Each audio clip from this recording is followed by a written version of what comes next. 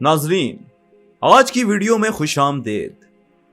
ہماری آج کی ویڈیو کا موضوع ایک ایسے عمل کے بارے میں ہے جس کو اسلام میں سختی سے منع کیا گیا اور کئی مقامات پر اس کو حرام قرار دیا گیا۔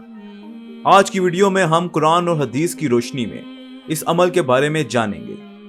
ناظرین، اس عمل کو جادو کہا جاتا ہے جس کی کئی مختلف اقسام ہیں، جس میں کالا جادو سر فہرست ہے۔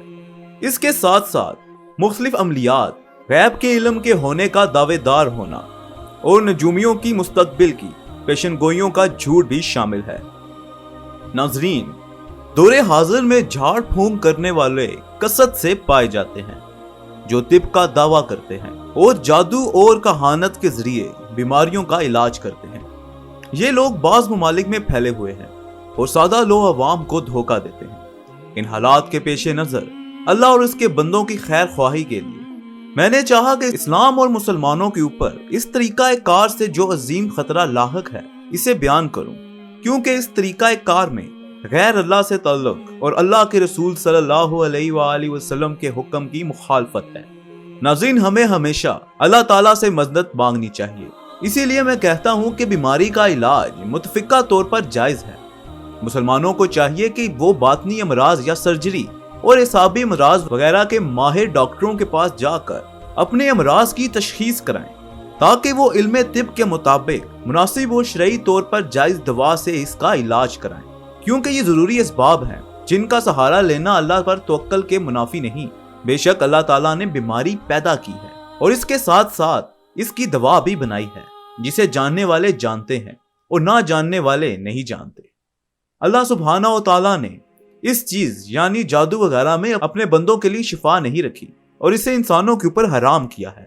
لہٰذا مریض کے لیے جائز نہیں کہ وہ اپنی بیماری دریافت کرنے کے لیے ان کاہنوں کے پاس جائے جو پوشیدہ چیزوں کی معرفت کا دعویٰ کرتے ہیں۔ نیز یہ بھی جائز نہیں کہ ان کی بتلائی ہوئی بات کی تصدیق کی جائے، کیونکہ وہ عموماً جھوٹ پر مبنی ہوتی ہے اور جناتوں کو حاضر کرتے ہیں تاکہ وہ اپنے مقصد میں ان سے مدد حاصل کریں۔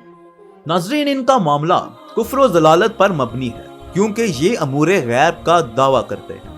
امام مسلم رحمۃ اللہ علیہ نے اپنی صحیح مسلم میں روایت کی کہ نبی کریم صلی اللہ علیہ وآلہ وسلم نے فرمایا، جو شخص نجومی کے پاس آیا اور اس سے کسی چیز کے بارے میں دریافت کیا تو 40 رات تک اس کی نماز قبول نہیں ہوگی۔ اسی کے ساتھ حضرت ابو ہریرہ رضی اللہ تعالیٰ عنہ نے بھی نبی کریم صلی اللہ علیہ وآلہ وسلم سے روایت کیا ہے کہ آپ صلی اللہ علیہ وآلہ وسلم نے فرمایا، جو کسی کاہن یعنی غیب کے دعوے دار کے پاس آیا اور اس کی بات کی تصدیق کی تو اس نے محمد صلی اللہ علیہ وآلہ وسلم پر اتاری گئی شریعت کا انکار کیا۔ ناظرین، حاکم نے ان الفاظ میں صحیح کہا ہے، جو شخص کسی نجومی یا کاہن کے پاس آیا اور اس کی بات کی تصدیق کی تو اس نے محمد صلی اللہ علیہ وآلہ وسلم پر اتاری گئی شریعت کا انکار کیا۔ ناظرین، ایک اور جگہ پر عمران بن حسین سے روایت ہے کہ آپ صلی اللہ علیہ وآلہ وسلم نے فرمایا، وہ شخص ہم میں سے نہیں جو بدفعلی کرے یا جس کے لیے بدفعلی کی جائے یا جو غیب کی باتیں بتلائے یا جسے غیب کی باتیں بتلائی جائیں یا جو جادو کرے یا جس کے لیے جادو کیا جائے، اور جو شخص کاہن کے پاس آیا اور اس کی بات کی تصدیق کی تو اس نے محمد اکرم صلی اللہ علیہ وآلہ وسلم پر نازل شدہ شریعت کا انکار کیا۔ ناظرین، ان احادیث شریفہ میں نجومیوں وغیرہ کے پاس آنے اور مسئلہ دریافت کرنے اور ان کی جواب کی تصدیق کرنے کی ممانعت اور وعید ہے۔ لہٰذا ذمہ داران امور اور دینی معاملات کی تفتیش کرنے والوں جنہیں بھی اختیار اور اقتدار حاصل ہو، ان پر واجب ہے کہ کاہنوں اور نجومیوں کے پاس آنے والے لوگوں کو روکیں اور بازاروں وغیرہ میں مشغلہ کرنے والوں کو سختی سے منع کریں۔ ناظرین، ان نجومیوں کی بعض باتوں کے صحیح ہو جانے اور ان کے پاس آنے والوں کی کثرت سے دھوکہ نہیں کھانا چاہیے، کیونکہ جو ان کے پاس آتے ہیں وہ پختہ عالم نہیں ہوتے، بلکہ وہ اس بات سے بھی نابلد ہوتے ہیں کہ ان کے پاس آنا منع ہے، کیونکہ شریعت کی عظیم مخالفت بڑے خطرات اور ضرر رساں نتائج کے پیش نظر اللہ کے رسول صلی اللہ علیہ وآلہ وسلم نے لوگوں کو کاہنوں وغیرہ کے پاس آنے سے روکا ہے۔ نیز یہ جھوٹے اور فاجر ہیں، جیسا کہ اوپر بیان کی گئی احادیث میں काहिनों और जादूगरों के लिए कुफर पर दलील हैं, इसलिए कि ये इल्म गैब का दावा करते हैं, और इसलिए भी कि ये लोग अपना मकसद हासिल करने के लिए जिन्नातों की खिदमत लेते हैं और अल्लाह के अलावा इन जिन्नातों की इबादत करते हैं, जो अल्लाह ताला के साथ शिर्क और कुफर है।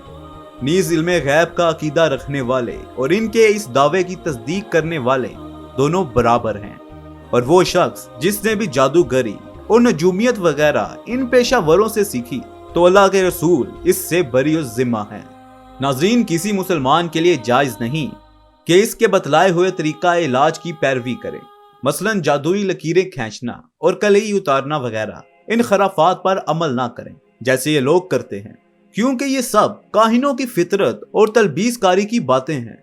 जो शख्स इन चीजों पर रजामंद हुआ वो इनके कुफ्र और जलालत पर मुआवन साबित होगा। किसी मुसलमान के लिए जायज नहीं कि वो काहिनों के पास जाकर इससे इस शख्स के बारे में सवाल करे जिसके बेटे या करीबी रिश्तेदार से शादी करना चाहता है, या शोहर और बीवी, या इनके खानदान के दरमियान होने वाली मोहब्बत और वफा या अदावत और इख्तलाफात के बारे में दरियाफ्त करे, क्योंकि ये सब गैब की बातें हैं जिन्हें अल्लाह ताला के अलावा कोई नहीं जानता। नाज़रीन, जादूगरी मुहरकात कुफरिया में से हैं, जैसा कि अल्लाह ताला ने सूरह बकरा में 2 फरिश्तों हारूत और मारूत के बारे में जिक्र फरमाया है। वो फरिश्ते जो किसी को भी इसकी तालीम देते तो पहले साफ साफ इससे मुतनब्बा कर दिया करते थे कि देख, हम महज आजमाइश हैं, तू कुफर में मुब्तला ना हो। फिर भी ये लोग इससे वो चीजें सीखते थे जिससे शोहर और बीवी में जुदाई डाली। जाहिर था कि इज़्ने इलाही के बगैर वो इस जरिया से किसी को भी जरर ना पहुंचा सकते थे, मगर इनके बावजूद वो ऐसी चीजें सीखते थे जो खुद इनके लिए नफा बख्श नहीं बल्कि नुकसान देती, और खूब मालूम था कि जो इस चीज का खरीदार है इसके लिए आखिरत में कोई हिस्सा नहीं। कितनी बड़ी मताक थी जिसके बदले उन्होंने अपनी जानों को बेच डाला, काश इन्हें मालूम होता। नाज़रीन, ये आयत दलील है कि जादूगरी कुफर है और जादूगर शोहर और बीवी के दरमियान जुदाई पैदा करते हैं। नीज ये आयत इस बात पर भी दलील देती है कि जादू बदजात और खुद नफा और नुकसान में असरअंदाज नहीं होता, बल्कि अल्लाह ताला की मशीयत से असर करता है, क्योंकि अल्लाह ताला ही ने खैर और शर को पैदा किया, और इन जादूगरों को नुकसान जरूर और खतरात सख्त हैं, जिन्होंने इन उलूम को मुशरिकीन से विरसे में लिया और ज़ईफुल अक्ल अवाम को धोखा देते रहे। जैसा कि आयत करीमा में इस बात पर दलील है कि जो लोग जादू सीखते हैं वो ऐसे काम सीखते हैं जो इन्हें जरर पहुंचाते हैं, नफा नहीं पहुंचाते। नीज अल्लाह ताला के यहाँ इन लोगों के लिए कोई खैर और फजल नहीं। ये जबरदस्त वईद है जो दुनिया और आखिरत दोनों जगह इनके खसरान और हलाकत पर दलील करती है। मजीद ये कि इन्होंने अपनी जानों को घटिया कीमतों के ओस बेच डाला है, इसलिए अल्लाह ताला ने अपने इस फरमान में इसकी तिजारत की मजम्मत की है। कितनी बुरी मता है जिसके बदले उन्होंने अपनी जानों को बेच डाला, काश इन्हें मालूम होता। नाज़रीन, हम इन जादूगरों, काहिनों और बाकी तमाम दूसरे झाड़ फूंक करने वालों के शर से अल्लाह ताला से आफियत और सलामती तलब करते हैं। नीज सवाल करते हैं कि अल्लाह ताला तमाम मुसलमानों को इनके शर से महफूज रखे और इनसे दूर रहने और इनके बारे में हुक्म इलाही नाफिज करने की तौफीक दे, ताकि अल्लाह के बंदे इनके जरर और आमाल खबीसिया से निजात पाएं। बेशक अल्लाह फयाज और सखावत करने वाला है। नाज़रीन, अल्लाह ताला ने अपनी रहमत और एहसान और एतमाम नेमत के तौर पर अपने बंदों के लिए ऐसे वज़ाइफ मशरू किए हैं जिनके जरिए वो जादू लगने से पहले ही इसके शर से महफूज रह सकें और जादू लगने के बाद भी इन अमाल से इनका इलाज कर सकें। चुनाचा आइंदा दस्तूर में इन शरई और मुबाह वज़ाइफ का जिक्र कर रहा हूँ जिनके जरिए जादू के खतरात से बचा जा सकता है और इसका इलाज भी किया जा सकता है। नाज़रीन, जादू के खतरात से बचने के लिए जो तरीके हैं इनमें नफा बख्श और अहम तरीका ये है कि शरई अस्कार, दुआएं और मासूर तावीज़ात के जरिए अपने आप को महफूज रखा जाए। इसके लिए मुख्तलिफ अज़कार और दुआएं हैं। इसमें से पहली ये कि हर फर्ज नमाज से सलाम फेरने और सलाम फेरने के बाद मशरू वज़ाइफ करने के बाद आयतुल कुर्सी पढ़ी जाए। इसके अलावा सोने के वक्त आयतुल कुर्सी पढ़े آیت الکرسی قرآن کریم کی سب سے عظیم آیت ہے اور وہ یہ: اللہ وہ زندہ جاوید ہستی ہے جو تمام کائنات کو سنبھالے ہوئے ہے، اس کے سوا کوئی خدا نہیں، وہ نہ سوتا ہے اور نہ ہی اسے اونگ لگتی ہے، زمین و آسمان میں جو کچھ ہے اسی کا ہے، کون ہے جو اس کے جناب میں اس کی اجازت کے بغیر سفارش کر سکے؟ جو کچھ بندوں کے سامنے ہے اسے بھی وہ جانتا ہے، اور جو کچھ ان سے اوجھل ہے اس سے بھی وہ واقف ہے، اور اس کی معلومات میں سے کوئی چیز ان کی گرفت ادراک میں نہیں آ سکتی۔ اللہ یہ کہ جس چیز کو وہ خود ہی ان کو دینا چاہے، اس کی حکومت آسمانوں اور زمینوں پر چھائی ہوئی ہے، اور ان کی نگہبانی اس کے لیے کوئی تھکا دینے والا کام نہیں، بس وہی ایک بزرگ برتر ذات ہے۔ ناظرین، اس کے علاوہ قل ھو اللہ احد اور قل اعوذ برب الفلق، اس کے ساتھ قل اعوذ برب الناس، یہ 3 صورتیں ہر فرض نماز کے بعد پڑھے۔ اس 3 صورتوں کو صبح کے وقت 3 مرتبہ فجر کی نماز کے بعد اور رات کو نماز مغرب کے بعد پڑھے۔ اس کے علاوہ سورہ بقرہ کی آخری 2 آیتیں رات کو پڑھے، اور وہ یہ کہ رسول اس ہدایت پر ایمان لایا جو اس کے رب کی طرف سے اس پر نازل ہوئی، اور جو اس رسول کے ماننے والے ہیں انہوں نے بھی اس کی ہدایت کو دل سے تسلیم کیا ہے۔ یہ سب اللہ اور اس کے فرشتوں اور اس کی کتابوں اور اس کے رسولوں کو مانتے ہیں، اور ان کا قول ہے کہ ہم اللہ کے رسولوں کو ایک دوسرے سے الگ نہیں کرتے، ہم نے حکم سنا اور اطاعت قبول کی، مالک ہم تجھ سے خطا بخشی کے طالب ہیں اور ہمیں تیری ہی طرف پلٹنا ہے۔ اللہ کسی متنفس پر اس کی مقدرت سے بڑھ کر ذمہ داری کا بوجھ نہیں ڈالتا۔ ہر شخص نے جو نیکی کمائی اس کا پھل اس کے لیے ہے، اور جو بدی سمیٹی ہے اس کا وبال اسی پر۔ اے ہمارے رب، ہم سے بھول چوک میں قصور ہو جائے ان سے گرفت نہ کر، مالک ہم پر وہ بوجھ نہ ڈالا جو تو نے ہم سے پہلے لوگوں پر ڈالے تھے۔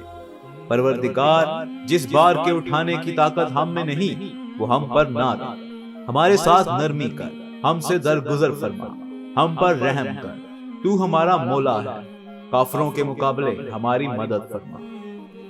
ناظرین، آیت الکرسی کے بارے میں رسول اکرم صلی اللہ علیہ وآلہ وسلم کی حدیث ہے: جس شخص نے رات کو آیت الکرسی پڑھ لی، اس کے اوپر اللہ کی طرف سے ایک نگران برابر رہے گا، اور شیطان اس کے قریب نہیں آئے گا یہاں تک کہ صبح ہو جائے۔ نیز یہ بھی صحیح طور پر نبی اکرم صلی اللہ علیہ وآلہ وسلم سے ثابت ہے کہ آپ صلی اللہ علیہ وآلہ وسلم نے فرمایا: جو شخص سورہ بقرہ کی آخری 2 آیتیں رات کو پڑھ لے تو یہ اس کے لیے کافی ہے۔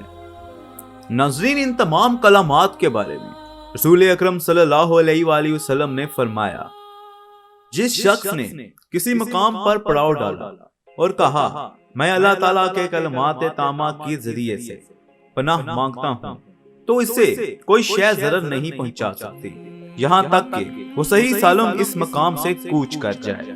ناظرین، انہی وظائف میں سے ایک یہ بھی ہے کہ دن کے اول وقت اور رات کے اول وقت میں 3 مرتبہ کہے: شروع کرتا ہوں اس ذات کے نام سے جس کے نام کے ساتھ زمین و آسمان کی کوئی شے نقصان نہیں پہنچا سکتی، اور وہ سننے والا اور جاننے والا ہے۔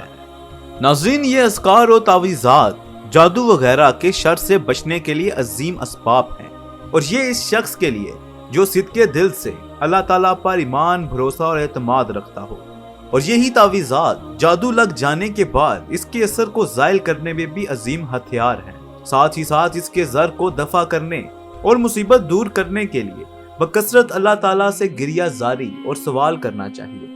جادو وغیرہ کے اثرات کا علاج کرنے کے لیے نبی کریم صلی اللہ علیہ وآلہ وسلم سے ثابت شدہ دعاؤں، جن کے ذریعے آپ صلی اللہ علیہ وآلہ وسلم اصحاب کو دم کیا کرتے تھے، وہ پڑھی جائیں، جن میں سے بعض یہ ہیں: اے اللہ، لوگوں کے پالنے والے، اس مصیبت کو دور کر دے اور شفا عطا کر، تو ہی شفا عطا کرنے والا ہے، تمہاری شفا کے علاوہ اور کوئی شفا نہیں، اللہ ایسی شفا عطا کر جو بیماری باقی نہ رکھے۔ ناظرین، اس کے علاوہ حضرت جبرائیل علیہ السلام نے نبی اکرم صلی اللہ علیہ وآلہ وسلم کو دم کیا تھا۔ ان میں سے ایک یہ ہے: اللہ کے نام سے میں آپ کو دم کرتا ہوں، ہر اس چیز سے جو آپ کو تکلیف دیتی ہے، ہر نفس اور ہر حاسد نگاہ سے آپ کو اللہ شفا عطا فرمائے، اللہ کے نام سے میں آپ کو دم کرتا ہوں۔ ناظرین، کچھ لوگوں کو جادو کے بارے میں شک ہوتا ہے کہ شاید جادو ایک نام ہے، اس کی کوئی اہمیت نہیں۔ ان کے مطابق جادو ایک گھڑی ہوئی کہانی ہے۔ ان تمام لوگوں کے لیے قرآن حکیم کی آیات دلیل ہیں۔ یہ آیات سورہ الاعراف، سورہ یونس اور سورہ طٰہٰ سے لی گئی ہیں، جو ثابت کرتی ہیں کہ جادو برحق ہے۔ ہم نے موسیٰ کی طرف اشارہ کیا کہ پھینک اپنا عصا۔ اس کا پھینکنا تھا کہ آن کی آن میں وہ ان کے جھوٹے طلسم کو نگلتا چلا گیا۔ اس طرح جو حق تھا ثابت ہوا اور جو کچھ انہوں نے بنا رکھا تھا وہ باطل ہو کر رہ گیا۔ فرعون اور اس کے ساتھی میدان مقابلہ میں مغلوب ہوئے اور فتح مند ہونے کے بجائے الٹے ذلیل ہو گئے، اور فرعون نے اپنے آدمیوں سے کہا کہ ہر ماہر فن جادوگر کو میرے سامنے حاضر کرو۔ جب جادوگر آ گئے تو موسیٰ نے ان سے کہا جو کچھ تمہیں پھینکنا ہے پھینکو۔ پھر جب انہوں نے اپنے انچر پھینک دیے تو موسیٰ نے کہا یہ جو کچھ تم نے پھینکا ہے جادو ہے، اللہ ابھی اسے باطل کیے دیتا ہے۔ مفسدوں کے کام اللہ سدھرنے نہیں دیتا ہے، اور اللہ اپنے فرمانوں سے حق کو حق کر دکھاتا ہے، خواہ مجرموں کو وہ کتنا ہی ناگوار کیوں نہ ہو۔ اس کے بعد سورہ طٰہٰ کی یہ آیتیں ہیں۔ جادوگر بولے موسیٰ تم پھینکتے ہو یا ہم پہلے پھینکیں؟ موسیٰ نے کہا نہیں، تم ہی پہلے پھینکو۔ یکا یک ان کی رسیاں اور ان کی لاٹھیاں جادو کے زور سے موسیٰ کو دوڑتی ہوئی محسوس ہونے لگی، اور موسیٰ اپنے دل میں ڈر گئے۔ ہم نے کہا مت ڈرو، تو ہی غالب رہے گا، پھینک جو تیرے دائیں ہاتھ میں ہے۔ پھر ان ساری بناوٹی چیزوں کو نگل جاتا ہے۔ جو کچھ بنا کر لائے ہیں یہ تو جادوگر کا فریب ہے، اور جادوگر کبھی کامیاب نہیں ہو سکتا، خواہ کسی شان سے وہ آئے۔